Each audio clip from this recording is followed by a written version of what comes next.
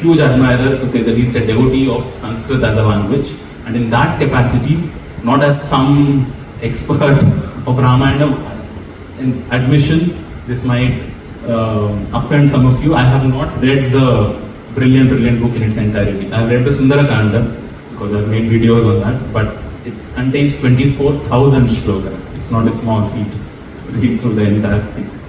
It's a life's journey in itself again. So I have not read it, but I have some command over Sanskrit as a language. So with that, I want to present a few takeaways, like Anandaka had instructed, from Valmiki Ramayanam in Sanskrit. So the three worksheets that you have, the first table gives you how many kandas does it have? Does it have 18,000 shlokas, 24,000 shlokas? So Gayatri Ramayanam, people say, is it a legit claim? Every 1,000 shlokas do not seem to add up. So many questions. Nobody can, to be very honest, either substantiate, validate or deny the claim for sure because of the sheer ancientness of this. But the sounds of it and the meaning that they convey and the relevance that they hold is undeniable because it's evident, it's exponential, it's there. And for any one of us who wants to make use of it, is right there. There can be any number of mental questions about the how many years has it been since Ramayana happened? When was Rama born? Did he take that exact path through Chhattisgarh to Sri Lanka? Is it the same Sri Lanka or some other Lanka exists?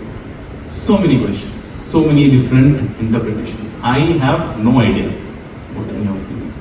But Sanskrit, the sounds of it, the way it has been conveyed by Valmiki, that he started the whole thing with tapaswadhyaya, there can be no questions about it. Let's come to this, that it has 24,000 shlokas split into 7 kandas. 24 by 7? Roughly there. Any celestial body that comes to mind for 24/7? Surya? What was the lineage in which he was born? Suryavanshi, Raghuram. I think this is a coincidence. Feels like a coincidence, or is it could it have been by design? Is it too much of a far-fetched claim to say that this 24,000 shlokas split into 7 kandas was not because he ran out of the number of kandas to split into, or he could not have made more or less of it?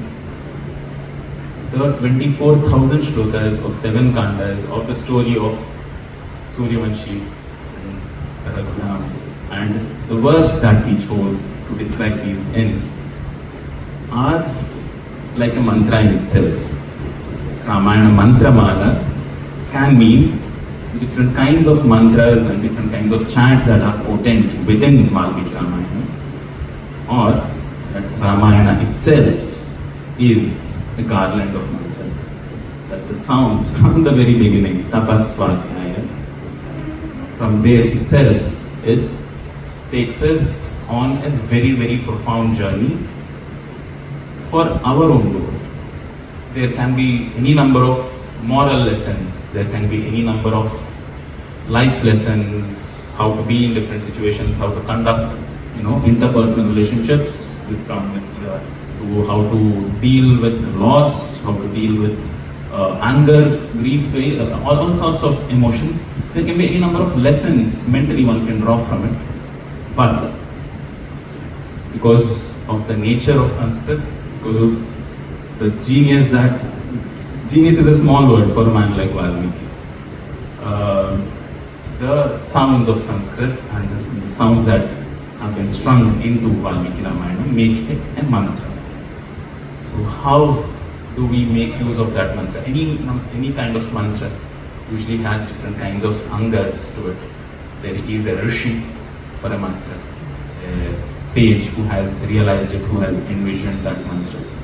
There is a chandas, or a rhythm, to use a very lame translation for it. Chandas, the sound itself goes much deeper. So any Sanskrit word you want to understand, even a rishi, sage, very loose translation. Chandas, poetic meter, rhythm, very loose translation. Keelakam, which means the one that is the support or a peg. Keel in Hindi means a nail that is used to struggle. But then again, very loose translation.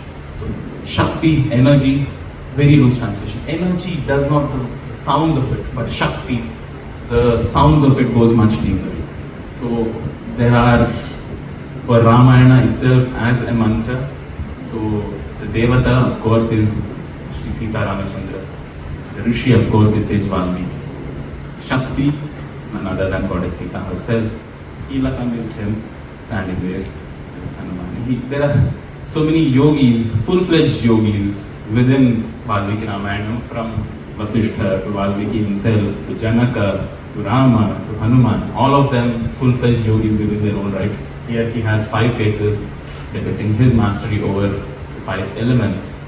And all of these stories that, and you might also have heard some interpretations of Dasharatha, meaning he is the one who, Ratha is a chariot, rides the 10 Indriyas, the 10 Jnanendriyas and Karmendriyas. And then from there, they do this interpretation of how different characters are named, which going into these kinds of analysis might also pose a problem of, if the names of these characters are so metaphorical, is the whole story a metaphor? Did it really happen? Did it not happen? And any of us really who seem to have their facts straight say that, there might be claims that about the dates of it, about the names of the characters, about how many, the numbers that are mentioned in it, about the exact situations that happen. But if only we look at the way in it, the whole thing is structured, the number of kandas, in the first table, in the first worksheet, I have given out the way in which it is split. Over the next few days, we'll also look at how these numberings itself are very significant. Sounds at one level, the numbers in which they are split. In the last worksheet, you will see the Katapa Yadi system. If we have time, we'll go into that also. That is 1 GB system. You can take your time and read through this at your own leisure. But if you do have time and we go deeper into Katapa Yadi, which is a system of numbering, we see that the shlokas themselves, the number of shlokas in each kanda and each sarga, number of sargas in each kanda, there is enormous relevance that they hold because they are useful to us and now. So whatever kind of questions we have, whatever number of debates there are in the world about many aspects of Valmiki Ramayanam, how we also judge the incidents that happened by today's lens. So we'll not be going into any of those. We'll be looking at how to use these sounds that have been so carefully crafted for our own well-being, using Ramayanam, Valmiki Ramayanam as a mantra. Shall we do that? Alright. So, I said there are many limbs to a mantra as a chant. So before the chant of a mantra, there is a sankalpa system, which is a resolution, which is orienting ourselves in a specific direction before we start that sadhana or a chant of any mantra.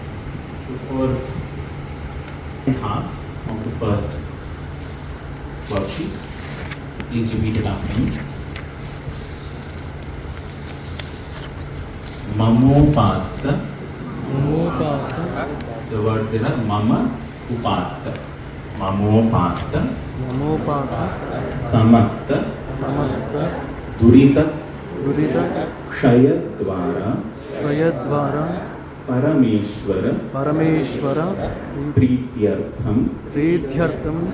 So half the sound that I got for Prityartham was Prityartham. Most of you being Telugu, the confusion is understandable. So the meaning, what is the word for meaning in Telugu Sanskrit? Artham. Artham, not Ardham. Manmathudu, not Manmathudu. It is Mathana, Kshirasagara Mathanam, not Madhanam. Madhana padthana Madhana. So the Prityartham. Shri Shri Sita Lakshmana Sita Lakshmana Bharata Shatrughna Bharata Shatrughna Hanumat Sameta Hanumat Sameta Shri Shri Ramachandra Ramachandra Prasada Siddhyartham Prasada Siddhyartham Shri Shri Ramachandra Ramachandra Prasadena Prasadena Dharma Dharma Artha Artha Kama Kama Moksha Moksha Siddhyartham Siddhyartham Ishta Ishta Kamyartha Kamyartha Siddhyartham Siddhyartham Sarva Sarva Papa Papa Kshayartham Kshayartham Shri Shri Valmiki Ramayana Valmiki Ramayana Parayanam Parayanam